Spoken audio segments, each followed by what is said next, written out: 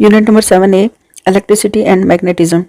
Lightning क्या है? तौर पर बारिश या तूफान के दौरान आपको आसमान पर बिजली चमकती हुई महसूस होती है। बिजली का चमकना बादलों की एक दूसरे के साथ करीब आने की वजह से होता है। जब ये बादल हवा में मौजूद होते हैं, तेज चलती हुई हवाएं इन बादलों के साथ रगड़ पैदा करती हैं। इस रगड़ के दौरान बादलों पर मुख्तलिफ चार्जेस पैदा होते हैं। हर एक बादल के निचली सतह पर मनफी चार्ज और ऊपर वाली सतह पर मस्बत चार्ज होता है।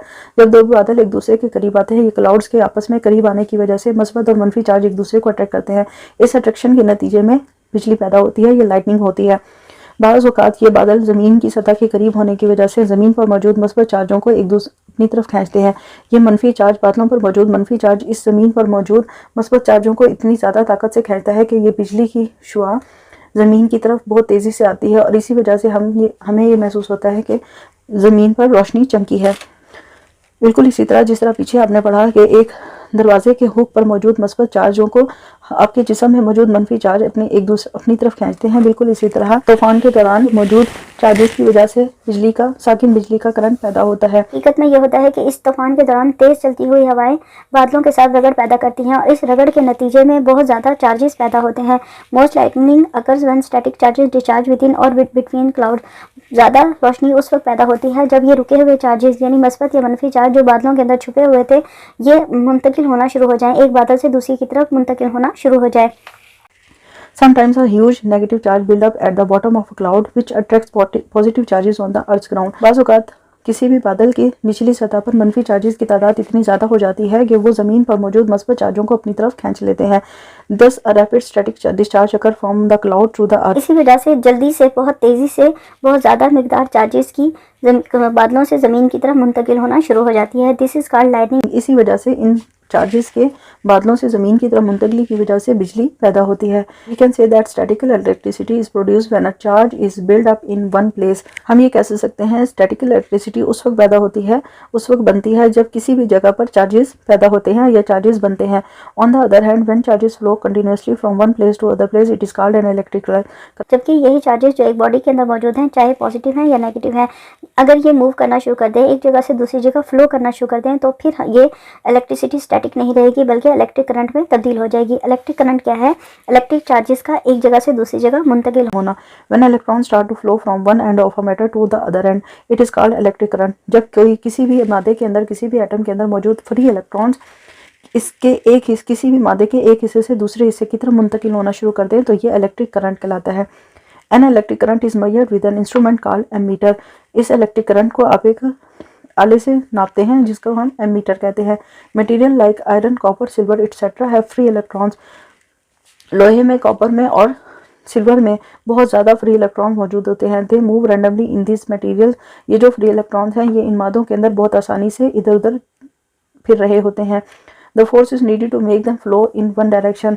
एक ताकत चाहिए होती है जो इन इलेक्ट्रॉन्स को जो इन मादों के अंदर आज़ादी से मौजूद हैं उनको किसी भी एक सिमत में अपनी तरफ खींच ले। अ बैटरी और अ socket provide this force and make them flow in a path called an electric circuit.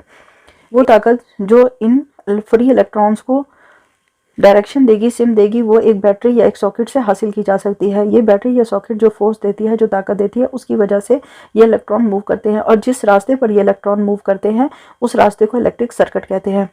Know what is electric circuit? Electric circuit क्या है? वो रास्ता जिस पर बिजली के करंट ने गुजरकर एक जगह से दूसरी जगह पहुंचना है। किसी भी इलेक्ट्रिक सर्किट के अंदर सबसे अहम किरदार बैटरी अदा करती है। बैटरी वो आला है जो फोर्स देती है। इसमें मस्बत और मनफी चार्जेस मौजूद होते हैं। मनफी चार्ज क्योंकि इस वायर के अंदर, इस तार के अंदर वो मटेरियल है जिसमें फ्री इलेक्ट्रॉन्स मौजूद हैं।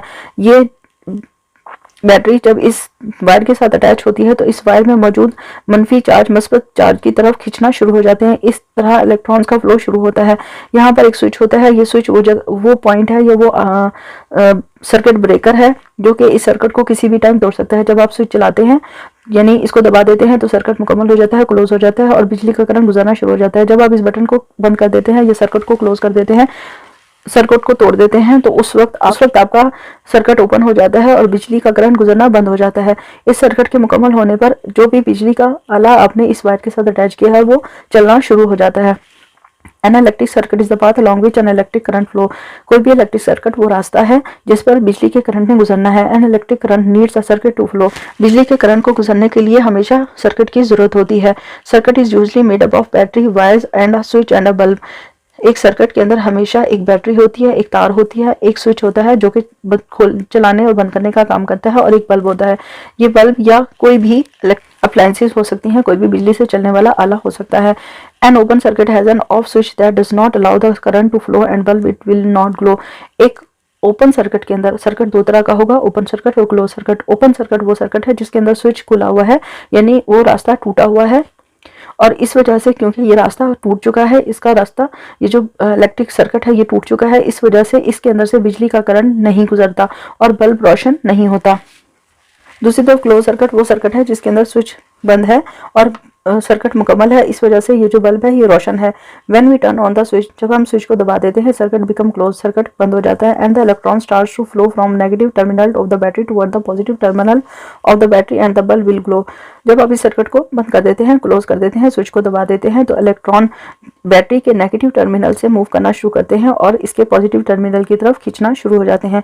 इस तरह इलेक्ट्रॉन की मूवमेंट की वजह से बल्ब रोशन हो जाता है। Have you ever observe the fluctuation of electric current? क्या आपने कभी बिजली की कमी या ज़्यादती को महसूस किया है, बिजली की तब्दीली को महसूस किया है? अ डिक्रीज और increase of an electric current can damage our electrical appliances. इस तरह बिजली के कम होने या ज़्यादा होने की वजह से, बिजली के करंट के ज़्यादा होने या कम होने की वजह से हमारे बिजली से चलने वाले आलात ख़राब हो जाते हैं। Therefore a safety device called a fuse is used to protect the appliances and wire. इसी वजह से, ताकि इस बिजली के कम या बिजली के करंट के ज़्यादा या कम होने की वजह से हमारे बिजली का आलात ख़राब ना हो, हम एक आले को इस्तेमाल करते हैं जिसको फ्यूज़ कहते हैं। ये फ्यूज़ हमारे बिजली के आलात को और तारों को बचा देता है ख़राब होने से। फ्यूज़ क्या है? Fuse are used to limit the amount of current that can flow in a circuit. Fuse एक छोटा सा आला है जो कि किसी भी सर्किट के अंदर बहने वाले बिजली के करंट को नापता है और उसको बराबर रखता है। A fuse has a thin wire that can melt and break up receiving too much current. Fuse असल में क्या है? एक पतली सी तार पर मुश्तमिल एक डिवाइस है जिसमें से जब तेज़ बिजली का करंट गुजरता है तो ये फ़ौरन पिघल जाती है और टूट जाती है। In this way it's break the circuit and stop the current to flow through the appliances. इस तरह इसके टूटने से, जब ज़्यादा करंट होगा और ये तार टूट जाएगी तो सर्किट टूट जाएगा, और सर्किट के टूटने से हमारे बिजली के चलने वाले आलात ख़राब होने से बच जाते हैं। Activity 7A5 Prepare several circuit setup by using different components as shown in the table below. Study the information given in the table carefully and answer the question that follow. आप एक सर्किट बनाएं जिसमें इन information के मुताबिक मुख्तलिफ चीज़ों को इस्तेमाल करें और मुख्तलिफ तरह का सर्किट बनाएं, और उसके बाद इन इंफॉर्मेशन के मुताबिक नीचे दिए गए क्वेश्चंस को सॉल्व करें। सर्किट ए में आपकी नंबर ऑफ बैटरी 1 होनी चाहिए, आपकी वायर को थिक होना चाहिए, वायर की लंबाई 20 सेंटीमीटर, जबकि इसमें इस सर्किट में आप एक बल्ब लगाएंगे। इसी तरह सर्किट बी में आप 2 बैटरियां लगाएंगे, वायर की लंबाई 50 सेंटीमीटर रखेंगे, लेकिन वायर आपने पतली लगानी है। इस सर्किट में आप 2 बल्ब लगाएंगे। सर्किट सी में 2 बैटरियां, थिक वायर, वायर की लंबाई 20 सेंटीमीटर और इसमें 3 बल्ब लगाने हैं। सर्किट डी में आपने एक बैटरी लगानी है, पतली तार लगानी है, थिन वायर लगानी है। इस वायर की लंबाई 50 सेंटीमीटर होनी चाहिए और इस सर्किट में आप एक बल्ब लगाएंगे। सर्किट ई में आप 2 बैटरियां लगाएंगे, थिक वायर लगाएंगे, वायर की लंबाई 50 सेंटीमीटर होनी चाहिए और इसमें 2 बल्ब होने चाहिए। अब हम इनके क्वेश्चंस को पढ़ते हैं कि वो हमसे क्या डिमांड कर रहे हैं। According to question number 1, if the thickness of wire would effect the brightness of light bulb, which to setup should you will use? अगर आपके तार की थिकनेस यानी उसकी मोटाई बल्ब की चमकने पर असरअंदाज होती है तो फिर आप कौन से 2 सर्किट को इस्तेमाल करेंगे? इसके लिए आप सर्किट बी और ई को आपस में कंपेयर करेंगे, क्योंकि इन दोनों सर्किट्स में बाकी तमाम चीज़ें बराबर हैं। बैटरियों की तादाद भी बराबर है, तार की लंबाई भी बराबर है और बल्ब की तादाद भी बराबर है। इन दोनों सर्किट में सिर्फ तार की मोटाई का फ़र्क है। तो इस तरह आप बी और ई सर्किट को यूज़ करते हुए वायर की थिकनेस का बल्ब की लाइटनिंग पर इफेक्ट बता सकते हैं। Question number 2, if you setup A and B to find out if the length of wire would affect the brightness of the light bulb, how should you charge the setup to make the test a fair one? अगर आप setup ए और B को use कर रहे हैं और आप ये बताना चाहते हैं तार की लंबाई का बल्ब के रोशन होने पर असर है या नहीं है, तो आप किस तरह इस सेटअप को तब्दील करेंगे कि आपका जो टेस्ट है वो बिल्कुल फेयर होना चाहिए। सबसे पहले तो जब आपने ये सेटअप बनाया है तो आप इसमें बैटरियों की तादाद को बराबर कर देंगे। सेटअप ए और बी में सबसे पहला फ़र्क ये है कि इसके अंदर बैटरियों की तादाद बराबर नहीं है। तो इस टेस्ट को फेयर करने के लिए, इन तारों की लंबाई का इफेक्ट देखने के लिए आप इसमें बैटरियों की तादाद को बराबर करेंगे और फिर इसमें वायर की थिकनेस को बराबर करेंगे। ठीक है, वायर की थिकनेस भी बराबर होनी चाहिए और उसके साथ साथ इसमें बल्ब की तादाद भी बराबर होनी चाहिए। Question number 3, write down one thing you can do to make the light bulb in setup D glow more brightly. आपने सेटअप डी को इस्तेमाल करना है और आपने इस तरह बताना है कि किस तरह ये बल्ब ज़्यादा तेज़ रोशन हो सकता है। आप अगर इस सेटअप में बैटरी की तादाद बढ़ा दें तो आपका बल्ब ज़्यादा तेज़ी से रोशन हो सकता है। Activity 7A6, create a simple motor with the help of this material. In materials को इस्तेमाल करते हुए आप एक सादा मोटर बनाएं। Record your observation in your sketchbook, और इस तरह की मोटर बनाकर आप उसको अपनी स्केचबुक में ड्रॉ करें। Activity 7A7, take 2 potatoes, 2 pieces of short heavy copper wire, 2 common galvanized nail, 3 alligator clips and a low voltage simple LED clock. Prepare a potato clamp. 2 आलू लें बड़े साइज के, उसमें आप छोटा सा कॉपर का वायर अटैच करें। कील लेने हैं आपने और एलिगेटर क्लिप्स लगाने हैं। एलिगेटर क्लिप्स वो होते हैं जो इनको जोड़ने के काम करते हैं। और इसके साथ आपने एक लो वोल्टेज का सिंपल LED क्लॉक लगाना है। सर्किट को आपने इस तरह बनाना है कि दोनों पोटैटोस एक दूसरे के साथ मस्बत और मनफी चार्ज से अटैच हो और इस तरह इस सर्किट के दरमियान से ये क्लॉक अटैच हो। तो एक कंप्लीट सर्किट जो क्लोज सर्किट होगा उसमें ये जो क्लॉक है ये मूव करना या इसके जो डिजिट्स हैं वो मूव करना शुरू कर देंगे।